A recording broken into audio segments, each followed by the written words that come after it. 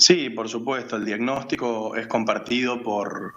todos los sectores. Nosotros lo hemos manifestado incluso en las reuniones que hemos tenido respecto de este tema con los legisladores. Tiene que ver con un diagnóstico que avisora, o mejor dicho, arroja hoy una falta de oferta, una oferta estancada, digamos, o decreciente, y una demanda creciente en la que realmente estamos viendo, no solamente en los grandes centros urbanos, sino en la mayoría de las ciudades del interior del país, que la oferta no está cubriendo la demanda de alquileres habitacionales que existen. Obviamente, ante una situación de baja oferta, lo que ocurre es que los valores suben, los valores se vuelven, digamos,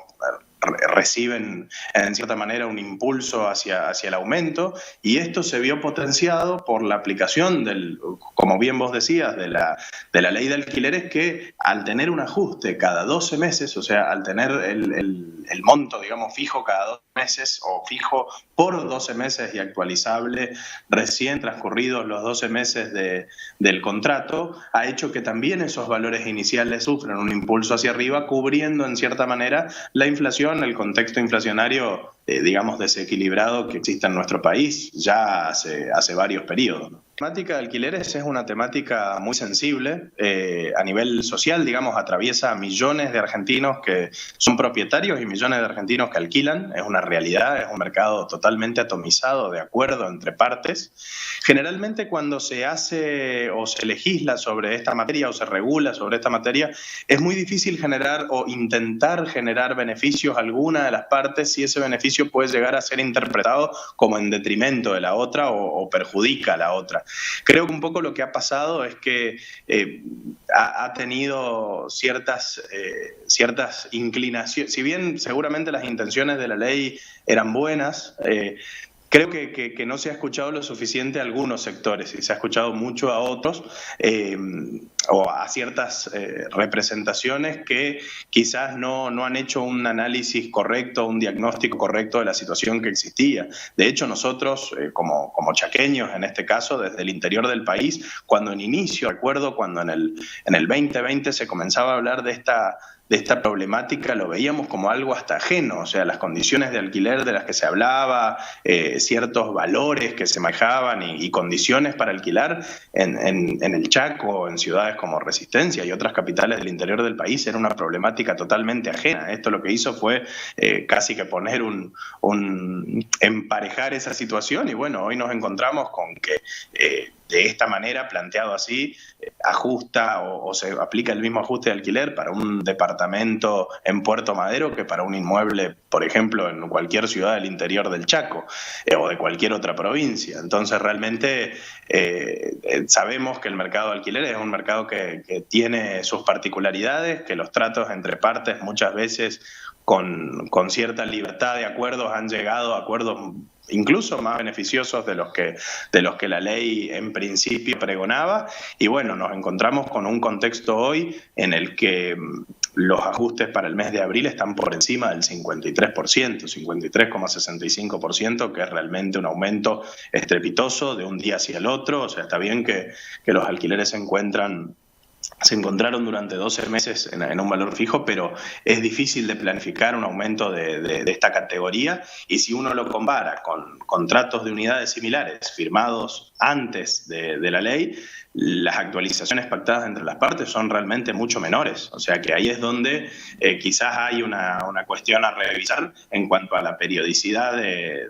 o sea, en cada cuánto se realicen estos ajustes, porque también ese porcentaje de más del 53% que estamos viendo hoy, si bien actúa como techo de ajuste para quien está pagando un alquiler o para quien tiene firmado un contrato, es en cierta manera un parámetro de piso de aumento para las demás unidades que se van desocupando. Entonces, al ser tan generalizado y al ser anual y tener ya ese parámetro en mente, digamos, tanto de propietarios como inquilinos y la sociedad en general, marca justamente los aumentos que estamos viendo, y eso se potencia teniendo en cuenta que hay poca oferta de alquileres, hay poca oferta locativa, poco lo que se está construyendo, digamos, para la venta,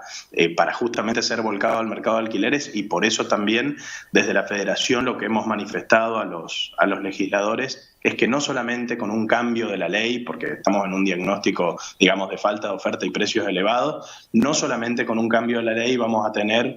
una normalización del mercado, sino que hacen falta, digamos, políticas a mediano plazo que realmente contemplen el impulso tanto de la construcción como de la compraventa de inmuebles nuevos o usados para ser volcados al mercado de alquileres, de esta manera tener más oferta de inmuebles en alquiler y obviamente competitividad de precios. Hemos planteado como quizás los puntos que han suscitado mayores conflictos. De todas maneras, hay varios puntos de la ley que también son positivos, como por ejemplo la posibilidad de tener un domicilio electrónico, que la ley establezca cuáles son las expensas que paga cada parte. Hay algunos puntos que realmente son clarificadores respecto de lo que hace a la relación entre el inquilino y el propietario. De todas maneras, también hay algunos puntos de la ley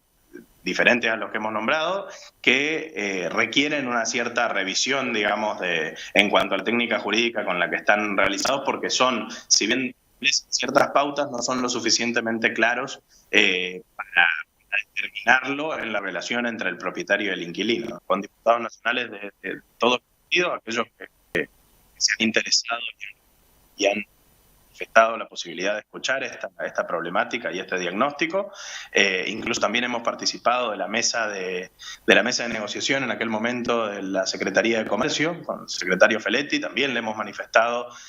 al gobierno de esta manera la preocupación que nos genera la situación, porque lo que vemos es justamente que esta falta de oferta que se ve hoy puede acrecentarse con el tiempo, profundizarse con el tiempo y realmente podría llegar a generar incluso mayores dificultades a la hora de encontrar, no ni siquiera de acceder, sino de encontrar una unidad en alquiler disponible. Sí, estamos convencidos de que el camino es el impulso a aquellos tenedores de capital, a quienes tienen un capital para poder invertirlo, de que se sientan, digamos, alentados para poder invertirlo en un inmueble y volcarlo al mercado de alquileres con ciertos incentivos o beneficios que permitan que realmente sea alentador invertir en un inmueble para colocarlo en el mercado de alquileres. Es la manera en la que se generaría más oferta y los precios competirían entre sí para lógicamente acomodarse o dejar por lo menos de generar esta suba que se vio desde un tiempo a esta parte, con ciertas medidas que han ido en el sentido contrario, digamos. Creemos que lo que va en el sentido contrario, lo que estamos manifestando como profesionales intermediarios entre las partes, puede llegar incluso a profundizar más esta situación. No escapa a la realidad del resto del país. Generalmente muchas veces tenemos un análisis distinto. Lo único que podemos decir es que en aquellas ciudades del interior del país no se ha visto tanto esta cuestión del retiro de la oferta. No es que hay mucha gente que ha retirado su inmueble en alquiler o hay inmuebles que estén vacíos. No es una situación habitual en nuestras ciudades, digamos, en las capitales del interior del país. De todas maneras,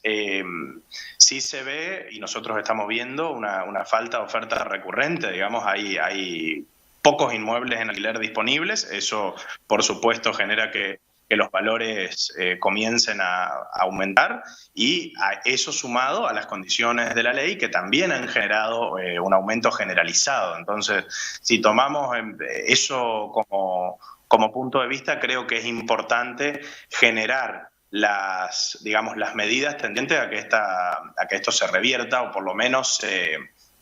digamos, en cierta manera se bueno, en el caso del accionar de las inmobiliarias, digamos, de los corredores inmobiliarios matriculados, no podemos medir justamente la parte que va por fuera de lo que tiene que ver con el mercado que manejan los profesionales. Sí sabemos que hay un gran porcentaje del mercado que está fuera de las inmobiliarias. Obviamente el accionar de un corredor inmobiliario no es obligatorio a la hora de realizar un contrato de locación, y puede que entre las partes haya acuerdos que no respondan a lo que la ley establece. No sabríamos decirlo porque no tenemos una métrica sobre eso, ya que desde el sector profesional los contratos se hacen de acuerdo a lo que la ley marca. Creemos que por lo menos que se esté debatiendo y que se esté escuchando al sector, que se esté, digamos, ampliando este debate en materia de alquileres de viviendas, que es lo que hoy preocupa, me parece, a una gran parte de la sociedad, es positivo. Esperemos, lógicamente, que los resultados y que los proyectos, porque realmente son en algunos casos bastante antagónicos, pero que los proyectos determinen la manera de, como decíamos, o como decía al inicio, de generar beneficios a las partes sin necesidad de que esos beneficios que se realicen sean en perjuicio de la otra, porque ahí es donde se generan los desequilibrios y ahí es donde quedamos en situaciones como la que hoy vivimos, en situaciones de un cierto, digamos, desequilibrio de mercado que nos preocupa porque vemos que realmente el resultado desde la aplicación hasta el día de hoy no ha sido favorable, sino todo lo contrario, si no, no estarían siendo convocadas las partes a diagnosticar y a ver cuáles son las posibles soluciones a una situación que hoy tenemos.